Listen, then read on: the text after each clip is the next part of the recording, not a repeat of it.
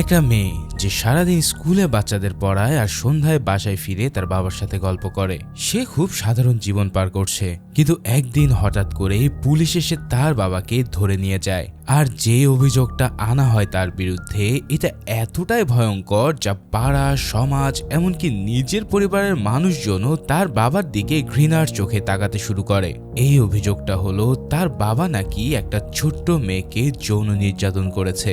এখন প্রশ্ন হলো, সত্যি কি তার বাবা এই কাজ করেছে, নাকি পুরো ব্যাপারটায় রয়েছে অন্য কিছু? এই সব প্রশ্নের উত্তর পেতে চলো দেখে নিই গার্গি মুভির এক্সপ্লেনেশন। মুভি শুরু হয় চেন্নাইয়ের একটা মিডল ক্লাস পরিবারকে দিয়ে। গার্গি নামের এই মেয়েটা একটা প্রাইভেট স্কুলের টিচার হিসেবে কাজ করে। তার বাবা ব্রহ্মানন্দম, যিনি একজন বয়স্ক মানুষ আর রিটায়ার্ড, সবসময় বাসায় থাকেন। গার্গির মাও আছে, আর তার একটা ছোট বোনও আছে যার নাম কল্যাণী। কল্যাণী এখনো পড়াশোনা করছে। পরিবারটা খুব সাধারণ, টাকা পয়সার দিক থেকে সচ্ছল না, কিন্তু বেশ সুখী। গার্গির একটা প্রেমিকও আছে যার নাম ইন্দ্রজিৎ। তাকে সে মনে প্রাণে ভালোবাসে আর বিয়ে করতে চায়। তো তাদের জীবনটা চলছিল একদম স্বাভাবিকভাবে। গার্গি স্কুলে যাচ্ছে, বাচ্চাদের পড়াচ্ছে, বাসায় ফিরে বাবার সাথে সময় কাটাচ্ছে। কিন্তু একদিন হঠাৎ করেই সব উল্টে যায়। গার্গি স্কুল থেকে ফেরার পথে দেখে যে বাসার সামনে পুলিশের গাড়ি দাঁড়িয়ে আছে। পাড়ার মানুষজন জড়ো হয়ে গেছে। গার্গি ভিতরে ঢুকে দেখে পুলিশ তার বাবাকে হাত করা পড়াচ্ছে। সব কিছু দেখে তার মা কান্না শুরু করে দেয়, আর কল্যাণী ভয়ে কাঁপতে থাকে। গার্গি তখন পুলিশকে জিজ্ঞেস করে কি হয়েছে, কিন্তু পুলিশ প্রথমে ক্লিয়ারলি কিছু না বলে শুধু এটাই বলে যে তার বাবার বিরুদ্ধে একটা সিরিয়াস অভিযোগ আছে, আর তাকে এক্ষুনি থানায় নিয়ে যেতে হবে। এটা শুনে গার্গি তার বাবার দিকে তাকায়, কিন্তু তার বাবার মুখ দিয়ে কোনো কথা বের হয় না। পরে গার্গি জানতে পারে যে আসল অভিযোগটা কি। তাদের পাড়ারই একটা 9 বছরের মেয়ে। তার বাবা মা পুলিশকে কমপ্লেন করেছে যে ব্রহ্মানন্দম তাদের মেয়েকে যৌন নির্যাতন করেছে। এখন পিওসিএসও অ্যাক্টের আন্ডারে কেসটা হয়েছে, যেটা ভারতের শিশু নির্যাতন বিরুদ্ধে সবচেয়ে কঠোর আইন। এই আইনে অভিযুক্ত জামিন পাওয়া এক প্রকার অসম্ভব, কারণ আইনটি এমন ভাবে তৈরি যে এখানে অভিযুক্তকে প্রমাণ করতে হবে যে সে নির্দোষ। এই সব কিছু দেখে গার্গির পা থেকে মাটিটা সরে যায়। সে তার বাবাকে চেনে, সে জানে তার বাবা কোনোদিন এমন কিছু করতেই পারে না। কিন্তু সমস্যাটা হলো পুরো পাড়া কিন্তু ইতিমধ্যেই তার বাবাকে দোষী ভেবে ফেলেছে। মানুষজন তাদের বাসার দিকে এমন ভাবে তাকাচ্ছে যেন তারা কোনো অপরাধীর পরিবার। প্রতিবেশীরা কথা বলা বন্ধ করে দেয়। দোকানদার জিনিসপত্র আর দিতে চায় না। এমনকি গার্গির স্কুলেও খবরটা পৌঁছে যায়, যার ফলে কর্তৃপক্ষরা গার্গিকে বলে দেয় যে এই অবস্থায় তার স্কুলে আসা ঠিক হবে না, কেননা বাচ্চাদের অভিভাবকরা আপত্তি করছে। এই মুভি শুরুতে যেভাবে একটা সাধারণ পরিবার তছনছ হয়ে গেছে, সেটা দেখলেই তুমি বুঝবে যে পরবর্তীতে কি ভয়ানক জিনিস হতে চলেছে। এবার গার্গিকে দেখা যায় সে থানায় এসেছে তার বাবার সাথে দেখা করতে। তার বাবা অঝরে কাঁদছে। সে জানায় সে কিছুই করেনি। গার্গি তার বাবাকে বিশ্বাস করে, কেননা সে সারা জীবন দেখেছে তার বাবা কতটা ভালো মানুষ। কিন্তু বিশ্বাস করাটা এক জিনিস, আর আদালতে সেটা প্রমাণ করা অন্য জিনিস। গার্গি একজন উকিল খুঁজতে শুরু করে, কিন্তু সমস্যা হলো পিওসিএসও কেসে কেউ ডিফেন্স করতে চায় না, কেননা সমাজের চোখে যে উকিল এই ধরনের অভিযোগের পক্ষে দাঁড়ায় তাকেও মানুষ খারাপ চোখে দেখে। তার উপরে গার্গির পরিবারের কাছে এত টাকা নেই যে একটা ভালো উকিল হায়ার করতে পারবে। গার্গি বেশ কয়েকজন উকিলের কাছে যায়, কিন্তু সবাই কেসটার কথা শুনে মুখ ফিরিয়ে নেয়। কেউ বলে এই ধরনের কেসে আমি হাতই দেই না, কেউ আবার জানায় তোমার বাবা দোষী না হলেও পিসিএসতে জামিন পাওয়া একদম অসম্ভব। এ সব শুনে গার্গি হতাশ হতে থাকে। এই সময়ে তার প্রেমিক ইন্দ্রজিৎও একটা অদ্ভুত পজিশনে পড়ে। ইন্দ্রজিৎ গার্গিকে ভালোবাসে, কিন্তু তার পরিবার চাইছে না যে এরকম একটা কলঙ্কিত পরিবারের মেয়েকে সে বিয়ে করুক। তাই ইন্দ্রজিৎ সরাসরি গার্গিকে ছেড়ে দেয় না, কিন্তু তার ব্যবহারে একটা দূরত্ব আসতে শুরু করে, যেটা গার্গি খুব ভালোভাবে বুঝতে পারে। এদিকে গার্গির মা, যে সারা জীবন একজন শান্ত গৃহিণী ছিল, সেও এখন ভেঙে পড়েছে। কিন্তু আশ্চর্যের ব্যাপার হলো মায়ের ভিতরেও কি একটা সন্দেহ ঢুকে গেছে। সে সেগুলো প্রকাশ করে বলে না, কিন্তু যার চোখে মুখে গার্গি পড়তে পারে যে তার মাও হয়তো পুরোপুরি নিশ্চিত না যে তার বাবা আসলেই নির্দোষ। এটা গার্গিকে আরো বেশি কষ্ট দেয়, কেননা বাবার সবচেয়ে কাছের মানুষ যদি তাকে বিশ্বাস না করে, তাহলে বাইরের মানুষ বিশ্বাস করবে কি করে। গার্গি শেষ পর্যন্ত একটা উকিল খুঁজে পায়। তার নাম ইন্দ্রা, যে বয়সে তরুণ কিন্তু অভিজ্ঞতা অনেক বেশি। ইন্দ্রা কেসটা নিতে রাজি হয়ে যায়, কিন্তু সে গার্গিকে একটা কথা ক্লিয়ারলি বলে দেয়, আমি তোমার বাবার ডিফেন্স করতে রাজি আছি, কিন্তু আমি কোনো অলৌকিক কিছু করতে পারবো না। পিওসিএসও কেসের ডিফেন্স করা মানে একটা পাহাড়ের সাথে লড়াই করা। ইন্দ্রা তখন আরো জানায় যে কেসটা জিততে হলে তাদের এমন প্রমাণ দরকার হবে যেটা দিয়ে আদালতে দাঁড়িয়ে বলতে পারবো ব্রহ্মানন্দম একদম নির্দোষ। এখন গার্গী নিজ থেকে কিছু জিনিস খোঁজাখুঁজি করে। সে প্রথমে জানতে চায় ঘটনার দিন ঠিক কি হয়েছিল। এখানে ভিকটিমের মেয়েটার পরিবারের দাবি হলো ব্রহ্মানন্দম মেয়েটাকে ওদের বাসা থেকে ডেকে নিয়ে গিয়ে তার সাথে অশোভন আচরণ করেছে। পুলিশ ফরেন্সিক রিপোর্টের ভিত্তিতে বলেছে যে মেয়েটার শরীরে নির্যাতনের চিহ্ন পাওয়া গেছে। তার মানে কেউ একজন এই মেয়েটার সাথে অবশ্যই খারাপ কিছু করেছে, যেটা অস্বীকার করার কোনো উপায় নেই। কিন্তু প্রশ্ন হলো সেটা কি ব্রহ্মানন্দমই করেছে? গার্গী পাড়ায় পাড়ায় ঘুরে মানুষজনের সাথে কথা বলার চেষ্টা করে, কিন্তু বেশিরভাগ মানুষই তার সাথে কথা বলতে রাজি হয় না। কেউ দরজা বন্ধ করে দেয়, কেউ মুখের উপরে বলে তোমার বাবা যা করেছে তা সাজা হওয়া উচিত। এভাবে গার্গী একটা জিনিস খেয়াল করে যে পাড়ার মানুষদের মধ্যে কেস সম্পর্কে একটা প্রবল পক্ষপাত তৈরি হয়েছে। কেউ আসল ঘটনা জানেই না, কিন্তু সবাই ধরে নিয়েছে তার বাবা দোষী। এছাড়াও মিডিয়াতেও খবরটা চলে আসে, আর সোশ্যাল মিডিয়ার মানুষ তার বাবার ফাঁসি চাইছে। এখন তুমি একবার ভাবো এই পরিস্থিতিতে একটা মেয়ে কতটা অসহায় বোধ করছে। এবার গার্গী উকিল ইন্দ্রার সাথে মিলে কেসের ফাইল স্টাডি করে। ইন্দ্রা প্রথমে যে জিনিসটা খেয়াল করে সেটা হলো পুলিশ ইনভেস্টিগেশনটা খুব তাড়াতাড়ি করা হয়েছে।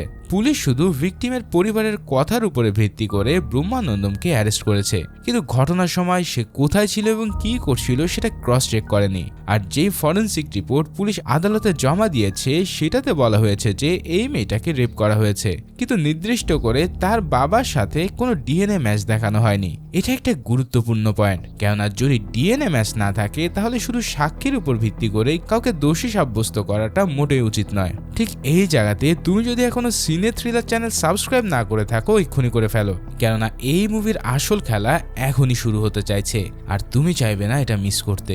যাই হোক, ইন্দ্রা গার্গীকে বলে যে তাদের নিজেদের ইনভেস্টিগেশন করতে হবে, পুলিশের উপরে ভরসা করে বসে থাকলে তার বাবা জেলেই থাকবে। এই কথায় গার্গী রাজি হয়ে যায়, কেননা সে তার বাবার জন্য যে কোনো কিছু করতে প্রস্তুত। কিন্তু ঠিক এই সময়ে আসে আর একটা ধাক্কা।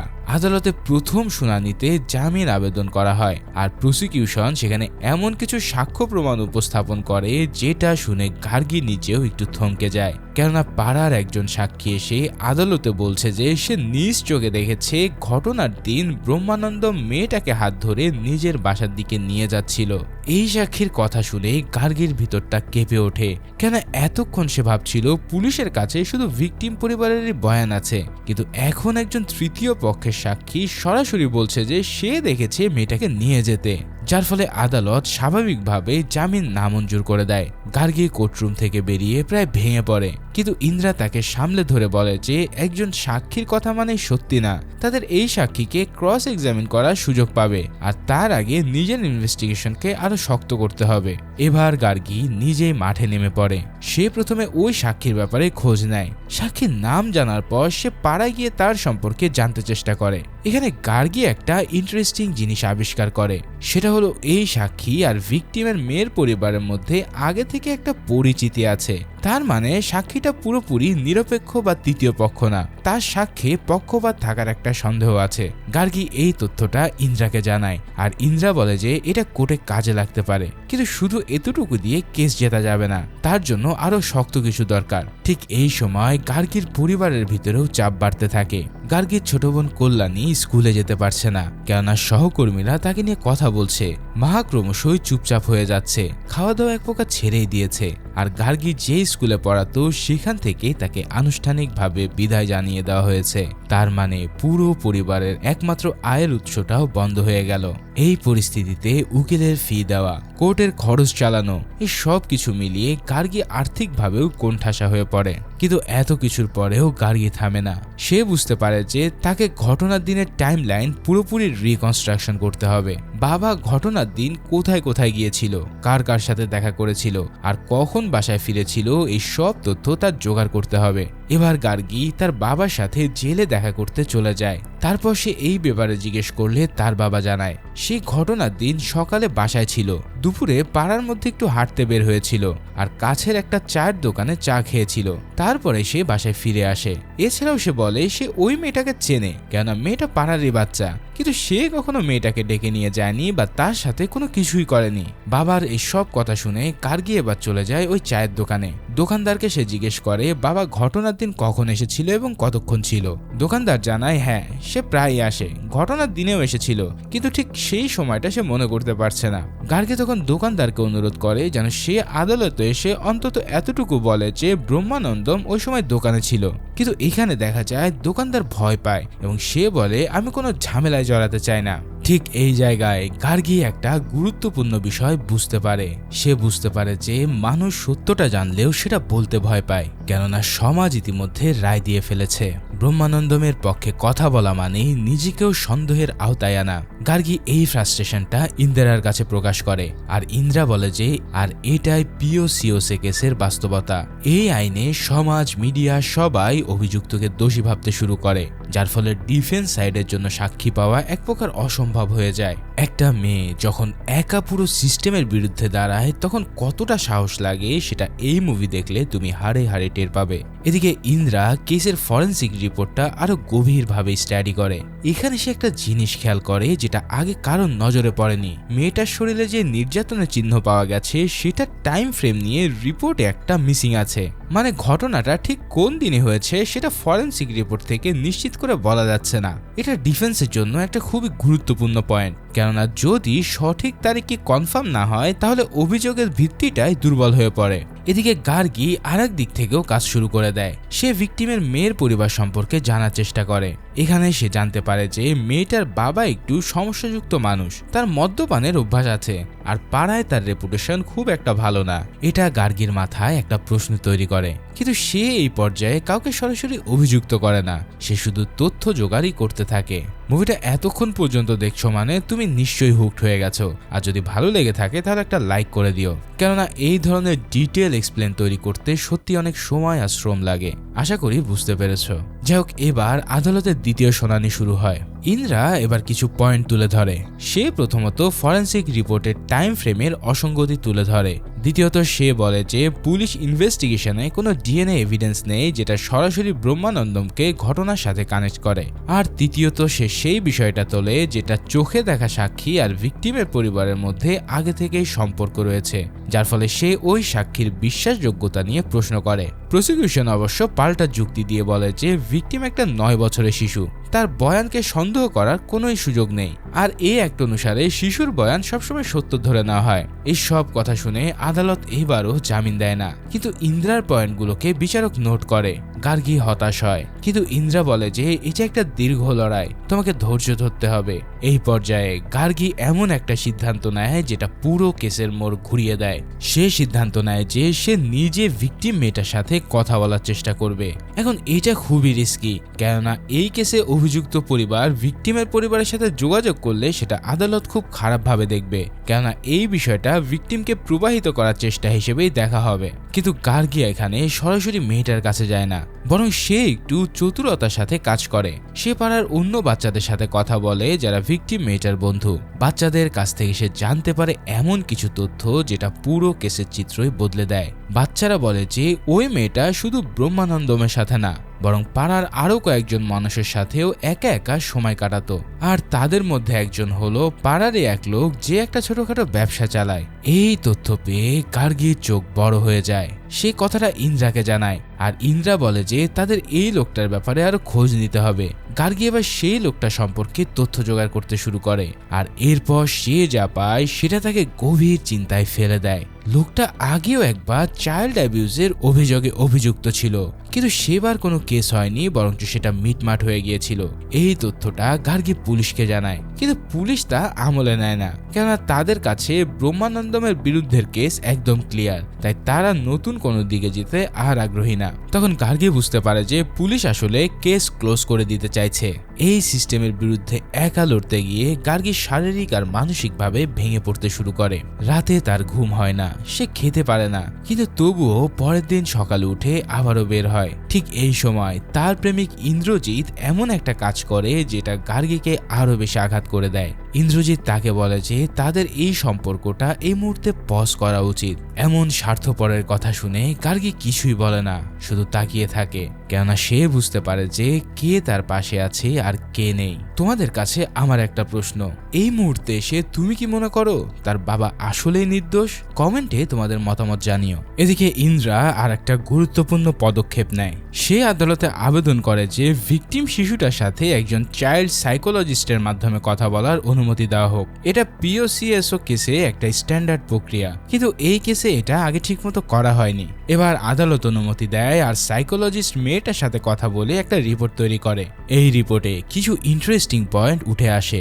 মেয়েটা যখন ঘটনার বর্ণনা দেয় তখন কিছু ডিটেলস সে বলতে পারে না বা সে গুলিয়ে ফেলতে থাকে, আর কিছু জায়গায় মনে হয় যেন তাকে কিছু শিখানো কথা বলতে দেওয়া হয়েছে। কিন্তু সাইকোলজিস্ট সরাসরি বলে না যে মেয়েটা মিথ্যা বলছে, কিন্তু রিপোর্টে একটা নোট থাকে যে শিশুর বর্ণনা কিছুটা অসঙ্গতি লক্ষণীয়। এই রিপোর্টটা ডিফেন্সের জন্য একটা বড় পাওয়া। ইন্দ্রা গার্গীকে বলে যে এখন তাদের একটা রিয়েলিস্টিক চান্স আছে পুরো কেসটা ঘুরিয়ে দেওয়ার, কিন্তু ঠিক সেই মুহূর্তে আর একটা ঘটনা ঘটে যায় যা সবকিছু আরো জটিল করে দেয়। ভিকটিম পরিবারের পক্ষের উকিল মিডিয়ায় একটা প্রেস কনফারেন্স করে, যেখানে সে বলে যে ডিফেন্স সাইড ভিকটিম শিশুকে মানসিকভাবে হ্যারেস করেছে, তাকে প্রশ্ন করে ট্রমাটাইজ করেছে, আর এটা একটা ধনী পরিবারের টাকার জোরে দরিদ্র মেয়েকে দমিয়ে দেওয়ার চেষ্টা। এখন মজার ব্যাপার হলো গার্গীর পরিবার ধনী না, তারা মিডিল ক্লাস, কিন্তু মিডিয়া এই ন্যারেটিভটাকে তুলে ধরে আর পাবলিক সেন্টিমেন্ট আরো বেশি ব্রহ্মানন্দমের বিরুদ্ধে চলে যায়, যার ফলে গার্গীর বাসায় পাথর মারা হয়, দেওয়ালে লিখে দেওয়া হয় ধর্ষকের মেয়ে। কল্যাণী ভয়ে কাঁদতে থাকে, তার মা প্রায় অজ্ঞান হয়ে যায়। গার্গী এই সবকিছুই সহ্য করে, কেননা সে জানে যদি সে ভেঙে পড়ে তাহলে তার বাবাকে বাঁচানোর আর কেউ নেই। আর ঠিক এই রাতে যখন গার্গী একা ঘরে বসে কেসের ফাইল ঘাটছে, তখন সে একটা জিনিস খেয়াল করে যেটা তার আগে চোখ এড়িয়ে গিয়েছিল। পুলিশের ইনভেস্টিগেশন ফাইলে ভিকটিম মেয়েটার মায়ের প্রথম বয়ানে একটা নাম আছে, যে নামটা পরের বয়ানে আর নেই, আর সেই নামটা হলো ওই পাড়ারই সেই লোকটার নাম যার সম্পর্কে গার্গী আগেই জেনেছিল। তার মানে ভিকটিমের মা প্রথমে সে লোকটার নাম দিয়েছিল, কিন্তু পরে সে সেটা সরিয়ে ব্রহ্মানন্দমের নাম বসিয়ে দিয়েছে। কিন্তু কেন এটা হলো, কে বা এটা পরিবর্তন করলো? গার্গী এই আবিষ্কারটা করার পর তার হাত কাঁপতে শুরু করে, কেননা এটা যদি সত্য হয় তাহলে পুরো কেসটাই একটা সাজানো খেলা। সেই রাতেই ইন্দ্রাকে ফোন করে সেই ব্যাপারটা জানিয়ে দেয়। ইন্দ্রা ফাইল নিজে ঘেটে দেখে কনফার্ম হয় যে হ্যাঁ, প্রথম এফআইআর ড্রাফটে ভিকটিমের মায়ের বয়ানে সে পাড়ার লোকটার নাম ছিল, কিন্তু ফাইনাল এফআইআরে সেটা বদলে ব্রহ্মানন্দমের নাম ঢুকিয়ে দেওয়া হয়েছে। এখন প্রশ্ন হলো, পুলিশ কি জেনে শুনে এটা করেছে, নাকি ভিকটিমের পরিবার নিজেই নাম পরিবর্তন করেছে? আর যদি এটা করিয়ে থাকে তাহলে কেনই বা করেছে? ইন্দ্রা গার্গীকে বলে যে এই তথ্যটা তাদের কেসে সবচেয়ে বড় হাতিয়ার, কিন্তু এটা আদালতে তোলার আগে তাদের আরো শক্ত করতে হবে। শুধু দুটো বয়ানের মধ্যে নামের পরিবর্তন দেখিয়ে কেস জেতা যাবে না, কেন প্রসিকিউশন বলতে পারে যে ভিকটিমের মা প্রথমে ভুল নাম বলেছিল, পরে তা ঠিক করেছেন। তাই ইন্দ্রা বলে যে তাদের ওই পাড়ার লোকটার বিরুদ্ধে আরো প্রমাণ জোগাড় করতে হবে, যার ফলে গার্গী আবারও মাঠে নামে। সে ওই লোকটার ব্যাপারে এবার গভীরভাবে খোঁজ নিতে শুরু করে। লোকটার নাম মণি। মণি পাড়ায় একটা ছোট মুদির দোকান চালায়, আর পাড়ার বাচ্চারা মাঝে মাঝে তার দোকানে আসে চকলেট বা চিপস কিনতে। গার্গী পাড়ার কয়েকজন মায়ের সাথে কথা বলে, আর তাদের মধ্যে একজন গোপনে গার্গীকে জানায় যে মণি বাচ্চাদের ফ্রিতে চকলেট দেয়। তাদের সাথে সে খুব ফ্রেন্ডলি হওয়ার চেষ্টা করে, আর মাঝে মাঝে বাচ্চাদের দোকানের পিছনের ঘরে নিয়ে যায়। সেই মা জানায় যে সে নিজের বাচ্চাকে মনির দোকানে যেতে নিষেধ করে দিয়েছে, কিন্তু কখনো পুলিশ এসে অভিযোগ করেনি, কেন প্রমাণ ছাড়া কে কার বিরুদ্ধে কথা বলবে। এই তথ্যটা পেয়ে গার্গীর গায়ে কাঁটা দিয়ে ওঠে, কেন ব্যাপারটা এবার ক্রমশই ক্লিয়ার হয়ে যাচ্ছে যে আসল অপরাধী অন্য কেউ। কিন্তু এখনো প্রশ্ন থেকে যায়, ভিকটিমের পরিবার কেন তার বাবার নাম দিল মনির বদলে? গার্গী এই প্রশ্নের উত্তর খুঁজতে গিয়ে আরো একটা তথ্য পায়, যেটা পুরো ছবিটাকে পরিষ্কার করে দেয়। জানা যায় যে মনি ভিকটিম মেয়েটার পরিবারকে টাকা দিয়েছে, বেশ মোটা অঙ্কের টাকা, আর এই টাকার বিনিময়ে পরিবারটা মনির নাম সরিয়ে অন্য কাউকে দোষী হিসেবে দেখাতে রাজি হয়েছে। আর তারা এমন একজনকে বেছে নিয়েছে যে পাড়ায় একটু আলাদা, একা একা থাকে আর বয়স্ক, এছাড়াও যার পরিবারে এত ক্ষমতা নেই যে সে বড় লড়াই করতে পারে, আর সেই ব্যক্তিটাই হলো ব্রহ্মানন্দম। ভাইরে ভাই, সত্যি বলছি, এটা জানার পর তুমি নিজেও একবার থমকে যাবে। কেননা একটু ভাবো, একটা ছোট্ট মেয়ের সাথে যা হয়েছে সেটা ভয়ঙ্কর, কিন্তু সেই মেয়ে নিজের পরিবারই টাকার জন্য আসল অপরাধীকে ছেড়ে দিয়ে একজন নির্দোষ মানুষকে ফাঁসাতে রাজি হয়ে গেছে। এটা কোন লেভেলে নৈতিকতার পতন হলে সম্ভব? গার্গী সব তথ্য নিয়ে এবার চলে যায় ইন্দ্রার কাছে। ইন্দ্রা বলে যে তথ্যগুলো অনেক শক্তিশালী, কিন্তু আদালতে এগুলো তুলে ধরতে হলে ডকুমেন্টেড প্রমাণ দরকার, শুধু মানুষের মুখের কথা দিয়ে হবে না। গার্গী আবারও সেই মায়ের কাছে যায় যে মনির ব্যাপারে জানিয়েছিল। তাকে সে অনুরোধ করে আদালতে সাক্ষী দেওয়ার জন্য। প্রথমে সেই মা ভয় পায়, কিন্তু গার্গী তাকে বোঝায় যে আপনার বাচ্চাও এই পাড়ায় থাকে, যদি মনিকে এখনো থামানো না যায় তাহলে পরের শিকার আপনার মেয়েও হতে পারে। এই কথা শুনে সেই মা এবার রাজি হয়। এদিকে ইন্দিরা মনির আর্থিক লেনদেনের রেকর্ড বের করার চেষ্টা করে। সে একটা আরটিআল ফাইল করে আর কিছু সোর্সের মাধ্যমে জানতে পারে যে মনি ভিকটিমের পরিবারের ব্যাংক অ্যাকাউন্টে ঘটনার কিছুদিন পরে একটা বড় অঙ্কের টাকা ট্রান্সফার করেছে। এটাই হলো একটা ডকুমেন্টস যেটা প্রমাণ হিসেবে আদালতে দেখানো যাবে। এবার আদালতের ফাইনাল শুনানিতে ঠিক কি হয় সেটা শুনলেই তুমি বুঝতে পারবে যে এই মুভি কেন এত গুরুত্বপূর্ণ। আদালতে ফাইনাল শুনানি শুরু হয়। ইন্দিরা তার পুরো ডিফেন্স সাজিয়ে আসে। সে প্রথমে পুলিশের ইনভেস্টিগেশনের ত্রুটিগুলো একে একে তুলে ধরে, ডিএনএ এভিডেন্সের অনুপস্থিতি, ফরেন্সিক রিপোর্টের টাইমের অসঙ্গতি, আর সবচেয়ে গুরুত্বপূর্ণ হলো এফআইআর এর দুটো ভার্সনের ভিতরে পরিবর্তন। ইন্দিরা আদালতে দুটো ডকুমেন্ট পাশাপাশি রাখে, একটা হলো প্রথম বয়ান যেখানে মনির নাম আছে, আর দ্বিতীয়টা হলো এফআইআর যেখানে তার ক্লায়েন্টের নাম। বিচারক এই প্রমাণটাকে এবার গুরুত্বের সাথে নোট করে নেয়। তারপর ইন্দিরা সেই পাড়ার সেই মাকে সাক্ষী হিসেবে ডেকে আনে, যে আদালতে বলে যে মনি পাড়ার বাচ্চাদের সাথে অস্বাভাবিক আচরণ করত। সে তাদের দোকানের পিছনে নিয়ে যেত, আর সে নিজে তার বাচ্চাকে মনির কাছে যেতে নিষেধ করত। এরপর ইন্দিরা মনির ব্যাংক ট্রান্সফারের রেকর্ড আদালতে জমা দেয়। এখানেই দেখা যায় যে ঘটনার কিছুদিন পর মনি ভিকটিমের পরিবারকে একটা বড় অঙ্কের টাকা দিয়েছে। তখন ইন্দিরা জিজ্ঞেস করে, একটা মুদিখানার দোকান কেন একটা পরিবারকে এত টাকা দেবে যদি সে কিছু না লুকাতে চায়? প্রসিকিউশন এই প্রমাণগুলোর বিরুদ্ধে যুক্তি তোলার চেষ্টা করে। তারা বলে যে নাম পরিবর্তন হতেই পারে, ভিকটিমের মা হয়তো প্রথমে কনফিউজ ছিলেন, আর ব্যাংক ট্রান্সফারের ব্যাপারের কারণ অন্য কিছু হতে পারে, যেমন ঋণ পরিশোধ। কিন্তু ইন্দিরা একটা শক্ত পয়েন্ট তুলে ধরে। সে বলে যদি ব্রহ্মানন্দমী অপরাধী হয় তাহলে তার ডিএনএ কেন পাওয়া যায়নি, আর যদি পরিবার সত্যি ন্যায় বিচার চায় তাহলে প্রথম বয়ানে যে নামটা লিখেছিল কেন সেটা বদলানো হলো। এরপর ইন্দিরা আরো একটা কাজ করে যেটা পুরো কোর্টরুমকে নীরব করে দেয়। সে চাইল্ড সাইকোলজিস্টের সেই রিপোর্টটা তুলে ধরে যেখানে বলা হয়েছিল ভিকটিম শিশুর বর্ণনায় অসঙ্গতি আছে। ইন্দিরা বলে যে মেয়েটা মিথ্যা বলেছে এটা সে বলছে না, বরং মেয়েটাকে দিয়ে বলানো হচ্ছে সে এটা বলতে চায়। একটা 9 বছরের শিশু নিজ থেকে এত কিছু সাজিয়ে বলতে পারে না, তাকে শেখানো হয়েছে, আর যারা শিখিয়েছে তারা হলো তার নিজের পরিবার, যারা আসল অপরাধীকে টাকার বিনিময়ে ছড়িয়ে একটা নির্দোষ বৃদ্ধাকে ফাঁসিয়েছে।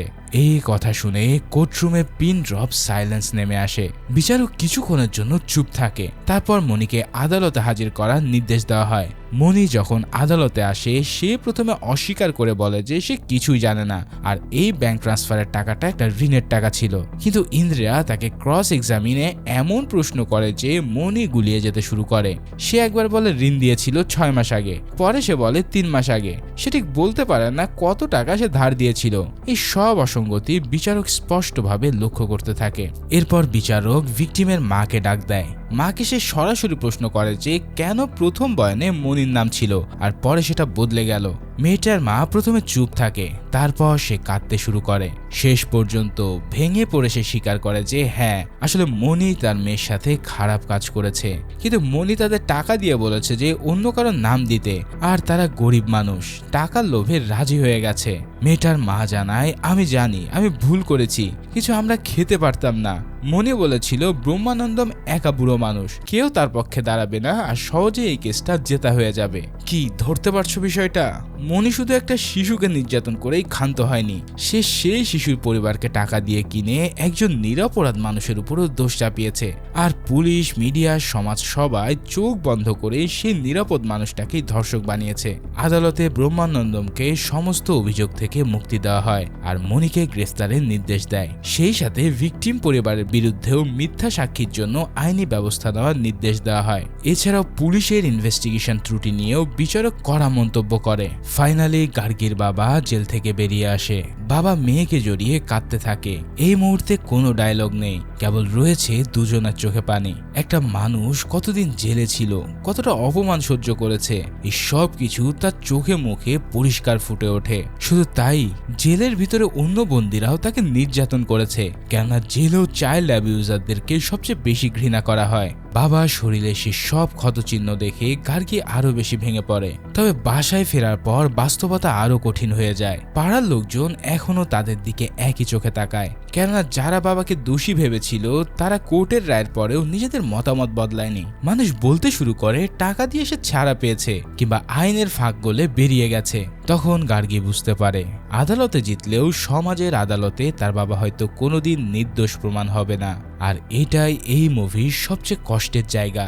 মুভির একদম শেষ সিনে গার্গী স্কুলে ফিরে যায়। সে যখন ক্লাসরুমে ঢোকে, বাচ্চারা তাকে দেখে চুপ হয়ে যায়। গার্গী একটু থামে, তারপর স্বাভাবিকভাবেই পড়ানো শুরু করে, ঠিক যেন কিছুই হয়নি, কেননা সে জানে থেমে গেলেই সে হেরে যাবে।